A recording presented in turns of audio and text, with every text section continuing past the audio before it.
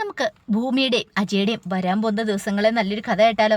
Video ഇഷ്ടപ്പെടുവാണെങ്കിൽ ഒന്ന് like ചെയ്ത് ഹൈപ്പ് ചെയ്യാൻ മറക്കരുതേ. അതോടൊപ്പം തന്നെ ആദ്യമായി കാണുന്നവരാണെങ്കിൽ സബ്സ്ക്രൈബ് ചെയ്യാനും മറക്കരുത് കേട്ടോ. അങ്ങനെ ഒടുവിൽ ഭൂമിക്ക് എന്ത് ചെയ്യണമെന്ന് അറിയത്തില്ലാത്ത അവസ്ഥയായിപ്പോയി. അജയ് സാർ ഇങ്ങനെ ഒരു കാര്യം തന്നോട് ആവശ്യപ്പെടുമെന്ന് ഒരിക്കൽ പോലും ചിന്തിച്ചിട്ടുണ്ടായിരുന്നില്ല. അജയുടെ മനസ്സിലെ സങ്കടമായിരുന്നു. അവസാന പ്രതീക്ഷയായിരുന്നു ഭൂമി. എങ്ങനെയെങ്കിലും താനും അഞ്ജനയും തമ്മിലുള്ള വിവാഹം ഇല്ലാതാക്കണം. ഭൂമി ഒരു കരാർ മാരേജിന് സമ്മതിക്കുമായിരുന്നെങ്കിൽ കാര്യങ്ങളൊക്കെ കുറച്ചുകൂടെ എളുപ്പമായിരുന്നു. അങ്ങനെയാണെങ്കിൽ താൻ രക്ഷപ്പെട്ടേനും എന്നൊരു ചിന്തയായിരുന്നു. പക്ഷെ ആ പ്രതീക്ഷ നശിച്ചു പോയല്ലോ എന്നൊക്കെ ഒരു ചിന്തയോട് കൂടിയിട്ട് അജയ് സങ്കടത്തോടെയാണ് പോലീസ് സ്റ്റേഷനിൽ വന്നിരിക്കണേ. ആ സമയത്ത് ഭൂമി അമ്മയെ കാണാനായിട്ട് ജയിലിലേക്ക് പോകുന്നുണ്ട്. അപ്പോൾ ഇതിനു മുമ്പ് ചെന്ന് കഴിഞ്ഞപ്പോൾ അമ്മയ്ക്ക് എന്തൊക്കെയോ കാര്യങ്ങൾ തന്നോട് പറയാനുണ്ടെന്ന് പറഞ്ഞിട്ടുണ്ടായിരുന്നു അമ്മയ്ക്ക്. അപ്പോൾ അതെന്താണെന്ന് അറിയണം. അതുപോലെ തന്നെ അമ്മയൊന്ന് കാണണമെന്നൊരു തോന്നലുണ്ടാകാൻ തുടങ്ങിയിട്ട് 2 ദിവസം ആയതാനും. ഒന്ന് പോയി കണ്ടതുകൊണ്ട് ഒരു ഗ്യാപ്പ് ഇട്ട് വേണം പിന്നെ പോയി കാണാനായിട്ട്. അങ്ങനെ ഒടുവിൽ ഭൂമി അംബികയെ കാണാനായിട്ട് ജയിലിലേക്ക് വന്നു. കുറച്ച് കഴിഞ്ഞപ്പോഴത്തേനും അംബിക അങ്ങോട്ടേക്ക് വന്നു. അങ്ങനെ ഭൂമിയുടെ വിശേഷങ്ങളും കാര്യങ്ങളൊക്കെ തിരക്കുവാണ്. ഭൂമി പറഞ്ഞു, അമ്മ വിഷമിക്കൊന്നും വേണ്ട കേട്ടോ, അധികം വൈകാതെ തന്നെ അമ്മ എനിക്ക് പുറത്തിറക്കാൻ പറ്റും. അങ്ങനെ പറഞ്ഞാലും ഭൂമിക്ക് അറിയണ്ടായിരുന്നില്ല. കാരണം വലിയൊരു തുക തന്നെയാണ് അമ്മയെ പുറത്തിറക്കാനായിട്ട് വക്കീലിന് ഫീസ് കൊടുക്കണ്ടേ. ആ തുക എവിടെ നിന്ന് ഉണ്ടാക്കുമെന്ന് പോലും ഭൂമിക്ക് അറിയണ്ടായിരുന്നില്ല. പക്ഷെ എന്നാലും പ്രതീക്ഷ കൈവിടാനായിട്ട് ഭൂമി ഒരുക്കമായിരുന്നില്ല. ഏത് വിധേനയാണെങ്കിലും തൻ്റെ ജീവൻ പടം പെടുത്തിയിട്ടാണെങ്കിലും അമ്മയെ രക്ഷിക്കണമെന്നൊരു ചിന്ത മാത്രമേ ഉണ്ടായിരുന്നുള്ളൂ. അങ്ങനെ ഒടുവിൽ ഭൂമിയുടെ വിശേഷങ്ങളൊക്കെ തിരക്കണ സമയത്ത് ഭൂമി ചോദിച്ചു, അല്ലമ്മേ, കഴിഞ്ഞ പ്രാവശ്യം വന്നപ്പോൾ അമ്മ എന്നോട് ഒരു കാര്യം പറഞ്ഞായിരുന്നു. എന്തോ കാര്യം പറയാനുണ്ടെന്ന് പറഞ്ഞിട്ടുണ്ടായിരുന്നു. എന്താ അമ്മേ? അമ്മ എന്തോ കാര്യം പറയാൻ വന്നാ അച്ഛൻ എന്നോട് പറയാനിരുന്നാന്ന് പറഞ്ഞു. അത് പിന്നെ മോളെ അത് അമ്മ എന്താന്ന് വെച്ചാൽ പറ. ഞാനത് പറഞ്ഞിട്ടുണ്ടെങ്കിൽ നീ എങ്ങനെ പ്രതികരിക്കുമെന്ന് എനിക്കറിയില്ല. അറിയാലോ, എന്ത് കേട്ടാലും നീ ആത്മസംയമനം പാലിക്കണമെന്ന് പറഞ്ഞു. അമ്മ ഇങ്ങനെ സസ്പെൻസ് ഇടാതെ കാര്യം എന്താണെന്ന് വെച്ചാൽ പറ, എനിക്കറിയണം. ഒരു പക്ഷേങ്കിൽ അച്ഛൻ്റെ കൊലയാളിയെ കണ്ടെത്താനായിട്ട് അത് സഹായിക്കുമെങ്കിലോ എന്ന് പറഞ്ഞു. മോളെ, അതൊന്നും അല്ല, ഞാൻ പറയാൻ പോകുന്ന കാര്യം കേട്ടിട്ട് ഈ അച്ഛനെ അമ്മയെ നീ വെറുക്കരുതെന്ന് പറഞ്ഞു. അമ്മ ഇല്ല, അമ്മ കാര്യം പറ എന്നോട്. അത് പിന്നെ ഞാനിവിടെ കിടന്നോളാം, നീ എന്നെ രക്ഷിക്കാനൊന്നും നോക്കണ്ടെന്ന് പറഞ്ഞു. അമ്മ എന്തു വർത്താനാ പറയണേ? അതെ അതെ ഞാനിവിടെ കിടന്നോളാന്ന് പറഞ്ഞ് വേറെ ഒന്നും കൊണ്ടല്ല, ഞാൻ നിന്റെ അമ്മയല്ലാത്തോണ്ടാ. ഇതെന്താ അമ്മയ്ക്ക് തലയ്ക്ക് ഭ്രാന്ത് പിടിച്ചോ? അമ്മ എന്ത് വർത്താനമൊക്കെ പറയണേ? കുറച്ച് ദിവസം ജയിലിൽ കിടന്നു കഴിഞ്ഞപ്പം അമ്മയെ ഞാൻ പുറത്തിറക്കിക്കോളാം. അമ്മ വേണ്ടാത്ത കാര്യങ്ങളൊന്നും ചിന്തിച്ച് കൂട്ടരുത്. അതല്ല മോളെ, സത്യമായിട്ടുള്ള കാര്യമാണ് പറയണേ. നിന്റെ യഥാർത്ഥത്തിലുള്ള അച്ഛനും അമ്മയും ഞാനും അച്യുതേട്ടനുമല്ല, നിനക്ക് വേറെ അച്ഛനും അമ്മയും ഉണ്ടെന്ന് പറഞ്ഞു. അമ്മ എന്താ പറഞ്ഞേ? ഭൂമിക്ക് ആദ്യം മനസ്സിലായില്ല. അപ്പോഴേക്കും വീണ്ടും റിപ്പീറ്റ് ചെയ്യുവാണ്. അത് തന്നെ അംബിക. ഒരു നിമിഷം ഭൂമി കീഴ്മേൽ മറിയുന്ന പോലെ തോന്നി ഭൂമിക്ക്. എന്ത് ചെയ്യണമെന്ന് അറിയത്തില്ല. കേട്ടത് വിശ്വസിക്കാൻ പോലും പറ്റിയില്ല. പെട്ടെന്ന് ഭൂമി പറഞ്ഞു, അമ്മ വെറുതെ കള്ളത്തരം പറയരുത്, തമാശയ്ക്കാണെ പോലും ഇങ്ങനെ പറയരുത്. സത്യം മോളെ ഈ പറയണേ. ഈ കാര്യങ്ങളൊക്കെ നിന്നോട് തുറന്നു പറയാൻ വേണ്ടിയിട്ടിരിക്കുമായിരുന്നു ഞാനും അച്യുതേട്ടനും കൂടെ. അന്ന് ഫാദേഴ്സ് ഡേ വെക്കുന്ന സമയത്ത് അന്നത്തെ ദിവസം ഈ കാര്യങ്ങളൊക്കെ നിന്നോട് പറയണമെന്ന് ഓർത്തിരുന്ന അതിൻ്റേതായ ഒരു റിഹേഴ്സലും കാര്യങ്ങളും വരെ ഞങ്ങൾ നടത്തിയിട്ടുണ്ടായിരുന്നു. പക്ഷേ അതിനു മുമ്പ് തന്നെ അച്യുതേട്ടൻ കൊല്ലപ്പെട്ടു. കാര്യങ്ങളൊന്നും പറയാൻ പറ്റിയില്ല മോളെ. ഇനിയെങ്കിലും ഇത് പറയാതിരുന്നിട്ട് കാര്യമില്ലെന്ന് തോന്നി. നീ എന്നെ രക്ഷിക്കുന്നതിന് പകരം നിന്റെ അച്ഛനമ്മയെ നീ കണ്ടെത്താൻ നോക്ക് എന്ന് പറഞ്ഞു. അമ്മ പറയുന്നൊന്നും എനിക്ക് മോള് വിഷമിക്കൊന്നും വേണ്ട, ധൈര്യമായിട്ട് പൊയ്ക്കോളാൻ പറഞ്ഞു. ഭൂമിക്ക് എന്ത് ചെയ്യണമെന്ന് പോലും അറിയത്തില്ല. ഭൂമിക്ക് അതങ്ങോട്ട് വിശ്വസിക്കാനോ ഉൾക്കൊള്ളാനോ പറ്റുന്നുണ്ടായിരുന്നില്ല. അപ്പോഴേക്കും സന്ദർശന സമയം കഴിഞ്ഞിട്ടുണ്ടായിരുന്നു. അംബികയെ അവിടുത്തെ ഒരു സ്റ്റാഫ് അങ്ങനെ അകത്തേക്ക് കയറ്റിക്കൊണ്ടുപോയി. ഭൂമി ഒരു നിമിഷം വല്ലാത്തൊരവസ്ഥയിൽ ഇങ്ങനെ ഞെട്ടി വിറച്ച് നിൽക്കുവാണ്. കേട്ടത് വിശ്വസിക്കാൻ പോലും ആവാതെ, എന്ത് ചെയ്യണമെന്നറിയില്ലാതെ. പിന്നീട് ഭൂമി അവിടെ നിന്ന് ഇറങ്ങിയെങ്കിലും ഭൂമിക്ക് ചുറ്റും നടക്കുന്നൊന്നും കാണാൻ സാധിക്കുന്നുണ്ടായിരുന്നില്ല. ഭൂമി വല്ലാത്തൊരവസ്ഥയിലാണ് വീട്ടിലേക്ക് വരുന്നത്. ഇത്രയും കാലം കരുതിയിരുന്ന കാര്യങ്ങളെല്ലാം ഒരു സോപ്പ് കുമുള പോലെ പൊട്ടിപ്പോയി. കാരണം അതൊന്നും അല്ല സത്യം. ഇത്രയും കാലം താൻ കണ്ടതും കേട്ടതൊന്നും അല്ല സത്യം. അതിനപ്പുറത്തേക്കൊരു കാര്യമാണ്. അതെങ്ങനെ ശരിയാവും? തൻ്റെ അച്ഛനും അമ്മ അല്ല. അതെങ്ങനെ? അപ്പം ഇത്രയും കാലം താൻ അച്ഛാന്ന് വിളിച്ച് സ്നേഹിച്ചിരുന്ന അച്ഛനെ ആയിരുന്നല്ലോ. പക്ഷെ ഭൂമിക്കത് വിശ്വസിക്കാൻ പറ്റില്ല. എന്ത് വന്നാലും ശരി, ഇനിയിപ്പോൾ തൻ്റെ അച്ഛനും അമ്മയും വേറെ ആണെങ്കിലും തനിക്ക് ഒരച്ഛനും അമ്മയേ ഉള്ളൂ. അത് അച്യുതനും അതുപോലെ തന്നെ അംബികയെന്ന് ഉറച്ച് വിശ്വസിച്ചു. തനിക്ക് തൻ്റെ അമ്മയെ രക്ഷിക്കണം. അമ്മയെ രക്ഷിച്ചേ മതിയാവുള്ളൂ. എന്തൊക്കെ വന്നാലും ശരി, ജീവൻ കൊടുക്കേണ്ട വന്നാലും ശരി. ഒന്നും വല്ലാതിരുന്നിട്ട് പോലും തന്നെ ഇത്രയധികം സ്നേഹിച്ചു. അവസാനം ഭൂമി ആ സത്യം കൊണ്ട് ഉൾക്കൊള്ളുവാണ്. അംബിക പറഞ്ഞ്, കള്ളത്തരം പറയേണ്ട കാര്യമില്ലല്ലോ. അപ്പോൾ തനിക്ക് തൻ്റെ അമ്മയെ രക്ഷിക്കണമെന്നൊരു ചിന്ത ഭൂമിയുടെ മനസ്സിലേക്ക് വന്നു. പിന്നീട് ഭൂമി ആൽഫ്രഡിനെ വിളിച്ചു.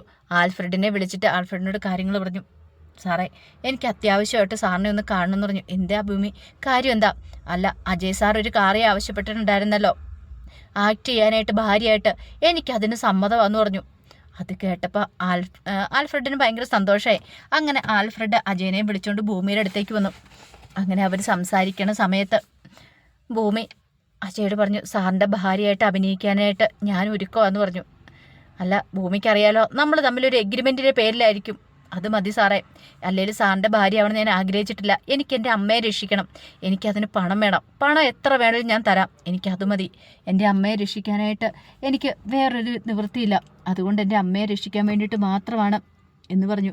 അതെല്ലാം കേട്ട് കഴിഞ്ഞപ്പോഴത്തേനും അജയ് പറഞ്ഞു, ശരി, എനിക്ക് സമ്മതമാണ്. ഞാൻ എന്ത് വേണം ചെയ്തു തരാം. പണം വേണമെങ്കിൽ പണം തരാം എന്നൊക്കെ ഭൂമിക്ക് വാക്ക് കൊടുക്കുവാണ്. അങ്ങനെ അജയ് വീട്ടിലേക്ക് ചെല്ലുക. അജയ്ക്ക് ഭയങ്കര സന്തോഷമായി. ചെന്ന് കഴിഞ്ഞിട്ട് അജയ് എല്ലാവരെയും വിളിച്ചു. എല്ലാവരെയും വിളിച്ചു കഴിഞ്ഞിട്ട് പറഞ്ഞു, അതെ, ഞാനൊരു കാര്യം തീരുമാനിച്ചെന്ന് പറഞ്ഞു. എന്ത്? ഈ വിവാഹത്തിന് എനിക്ക് സമ്മതമല്ല. അപ്പം വിവാഹത്തിന് വേണ്ടുന്ന ഒരുക്കങ്ങളെല്ലാം നടത്തിയിട്ടുണ്ടായിരുന്നു. സേവ് ദ ഡേറ്റിൻ്റെ ഫോട്ടോസും കാര്യങ്ങളും എല്ലാം എടുത്തിട്ടുണ്ടായിരുന്നു. അഞ്ജന നിലത്തെങ്ങും അല്ല. അതുപോലെ തന്നെ ഭവാനിയും താൻ ഉദ്ദേശിച്ച പോലെയൊക്കെ കാര്യങ്ങൾ നടക്കുന്നുണ്ട്. അധികം വൈകാതെ സ്വത്തുക്കളൊക്കെ കൈക്കലാക്കാം എന്നൊരു ചിന്ത. തൻ്റെ കൈപ്പിടിയിലായിരിക്കും ഇനി ഇവിടുത്തെ കാര്യങ്ങൾ എന്നൊരു ചിന്തയായിരുന്നു. ഇനിയിപ്പം കാര്യങ്ങളൊക്കെ അങ്ങനെ പോവുകയാണെങ്കിൽ എളുപ്പമാകുമല്ലോ. പക്ഷേങ്കിൽ അതിൻ്റെ ആ ഒരു ഇത് കെട്ടടങ്ങുന്നതിന് മുമ്പ്, ആ സന്തോഷം കെട്ടടങ്ങുന്നതിന് മുമ്പാണ് ആണ്ട കിടക്കണു. അജയ് വിവാഹത്തിന് സമ്മതമല്ലെന്ന് പറയണേ. അപ്പോഴേക്കും സ്വാഭാവികം മുത്തശ്ശി ചോദിച്ചു, നീ എന്ത് വർത്താനാടാ പറയണേ? എൻഗേജ്മെൻറ്റും കഴിഞ്ഞിട്ട് അവളുടെ കഴുത്തിൽ താലി അർത്താൻ നിനക്ക് സമ്മതമല്ലെന്നോ? ഞാൻ ആദ്യമേ പറഞ്ഞ എനിക്ക് സമ്മതമല്ലെന്ന്. എല്ലാവരും കൂടി നിർബന്ധിച്ച് എൻ്റെ തലയിലേക്ക് അവളെ കെട്ടിവെക്കാൻ നോക്കിയതാ. ഇനി എന്നെക്കൊണ്ട് പറ്റില്ല, എനിക്ക് പറ്റില്ല എന്ന് പറഞ്ഞാൽ പറ്റില്ല, അത് തന്നെ, അത്ര തന്നെയെന്ന് പറഞ്ഞു. ഒടുവിൽ എന്ത് ചെയ്യണമെന്ന് അറിയത്തില്ലാത്തൊരവസ്ഥയായിപ്പോയി. വല്ലാത്ത ടെൻഷനായിപ്പോയി എല്ലാവർക്കും. അപ്പോഴേക്കും മാധവൻ വന്നിട്ട്, എടാ വൃത്തിയോട് പറയണോ ഇത്രയൊക്കെ ആയിട്ട് എന്ന് പറഞ്ഞിട്ട് അടിക്കാനായിട്ട് ഇങ്ങോട്ട് കൈ പൊക്കുവാണ്. അടിക്കാൻ കൈ ഉയർത്തി കഴിഞ്ഞപ്പോൾ സംഗീത പറഞ്ഞു, വേണ്ട മാധവേട്ട, ദേ ഒന്നും ചെയ്യല്ലേ എന്ന് പറഞ്ഞാൽ കയ്യിലേക്ക് അങ്ങോട്ട് കയറി പിടിച്ചു. ആ സമയത്ത് അജയ് പറഞ്ഞു, അച്ഛൻ എന്നെ തല്ലിയാലും ശരി, കൊന്നാലും ശരി, ഞാൻ പറയാനുള്ള കാര്യം പറഞ്ഞു. എനിക്ക് അവളുടെ കഴുത്തിൽ താലി അർത്താൻ താല്പര്യമില്ല, ഞാൻ കെട്ടത്തില്ല അവളെ എന്ന് പറഞ്ഞു. അങ്ങനെ കയ്യെ കിടക്കുന്ന ആ മോതിരം അങ്ങോട്ട് ഊരി, മുത്തശ്ശി ക്ഷമിക്കണം എന്നോട്, മുത്തശ്ശിക്ക് എന്നോട് ഇരിട്ട് സ്നേഹമെങ്കിലും ഉണ്ടെങ്കിൽ ഈ കല്യാണം നടത്തരുത്, എനിക്ക് കല്യാണം വേണ്ടാന്ന് പറഞ്ഞു. മുത്തശ്ശി പറഞ്ഞു, എടാ മോനെ, വേണ്ട മുത്തശ്ശി, ഞാൻ പറഞ്ഞല്ലോ എനിക്ക് ഒട്ടും താല്പര്യമില്ലാത്ത ബന്ധം അത്. ദൈവത്തെ ഓർത്ത് എന്നെ ഈ ബന്ധത്തിലേക്ക് വലിച്ചിടില്ല, എന്നെ എങ്ങനെയെങ്കിലും ഒന്ന് രക്ഷിക്കണമെന്ന് പറഞ്ഞു. അങ്ങനെ മോതിരം ഊരി അവിടെ വെക്കുവാണ്. അഞ്ജനയും ഭവാനിയൊക്കെ ഇടിവിട്ടേറ്റ പോലെ നിൽക്കുകയാണ്. എന്ത് ചെയ്യണമെന്നറിയില്ലാതെ അജയ് അങ്ങോട്ട് ഇറങ്ങി പോവുകയും ചെയ്തു. അഞ്ജന കരഞ്ഞോണ്ട് മുറിയിലേക്ക് പോയി. അപ്പോഴേക്കും മുത്തശ്ശിക്ക് ഭയങ്കര സങ്കടമായിപ്പോയി. കാരണം മുത്തശ്ശിയുടെ വാക്കിനൊരു വിലയും കൊടുത്തില്ല അജയ് എന്നൊരു തീരുമാനമായിരുന്നു. അപ്പം ഇത്രയും കാലം തൻ്റെ വാക്കിനായിരുന്നു ഇവിടെ വില. ഇപ്പോൾ അവൻ്റെ ഇഷ്ടത്തിന് ഓരോ കാര്യം ചെയ്തു. അപ്പം ഇനിയിപ്പം എന്നൊരു ചിന്തയായിരുന്നു മനസ്സറിയുണ്ടായിരുന്നേ.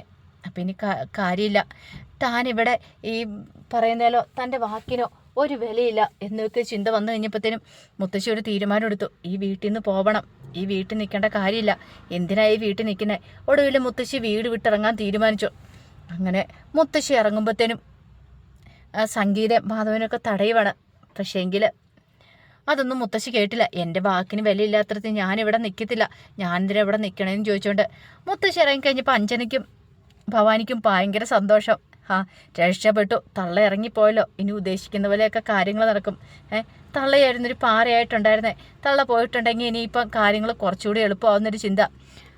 മുത്തശ്ശി വീട് വിട്ടിറങ്ങിയ സന്തോഷത്തിന് ഭവാനിയും അഞ്ജനയും കൂടെ ഒത്തുകൂടുകയാണ്. രണ്ടുപേരും കൂടെ മദ്യമൊക്കെ കഴിച്ച് അങ്ങനെ ആഘോഷിക്കുകയാണ്. ആ സന്തോഷ സമയങ്ങൾ ആഘോഷിക്കുകയാണ്. പക്ഷെ അവർക്കറിയില്ലല്ലോ വരാൻ പോകുന്ന ഇടുത്തി എന്താന്നുള്ള കാര്യങ്ങൾ. ഇനിയിപ്പോൾ കുഴപ്പമൊന്നും ഇല്ലയെന്ന് വിചാരിച്ചിരിക്കുമായിരുന്നു. അങ്ങനെ ഇരിക്കണ സമയത്താണ് ഇടിവെട്ടേറ്റ പോലെ ആ വാർത്ത കേൾക്കണേ.